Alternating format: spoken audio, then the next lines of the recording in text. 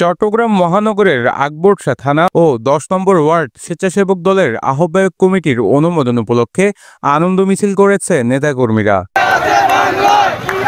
শুক্রবার বিকেলে আকবরশাহ থানা ৩১ সদস্য ও ১০ নম্বর ওয়ার্ডের ৩ সদস্য বিশিষ্ট আহ্বায়ক কমিটির নেতৃত্বে মিছিলটি সিডিএ ১ নম্বর এলাকা থেকে শুরু করে কর্নেলহাট, নিউ মনসুরাবাদ ও একেখান এলাকা ঘুরে পুনরায় কর্নেলহাটে এসে সংক্ষিপ্ত সমাবেশের মাধ্যমে শেষ হয়।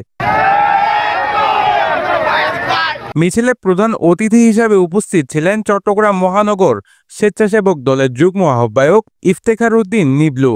এছাড়া উপস্থিত ছিলেন আকবরশাহ থানা স্বেচ্ছাসেবক দলের সদস্য সচিব তৌসিফ চৌধুরী, যুগ্ম আহ্বায়ক মোহাম্মদ আজাদ, রাফিউদ্দিন চৌধুরী, সদস্য সিরাজ জামান রিপন, ১০ নম্বর ওয়ার্ড স্বেচ্ছাসেবক দলের আহ্বায়ক হানিফ, সদস্য সচিব কামরুন জামান রিপন, মোহাম্মদ আরজু সহ ওয়ার্ডের অন্যান্য নেতাকর্মীরা।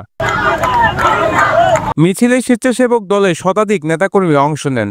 স্লোগানে মুখর ছিল পুরো মিছিল পথ।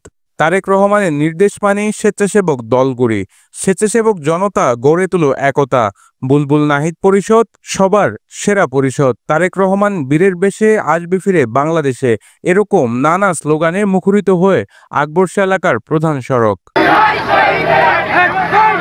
নিউজ ডেস্ক, প্রতিদিনের কাগজ।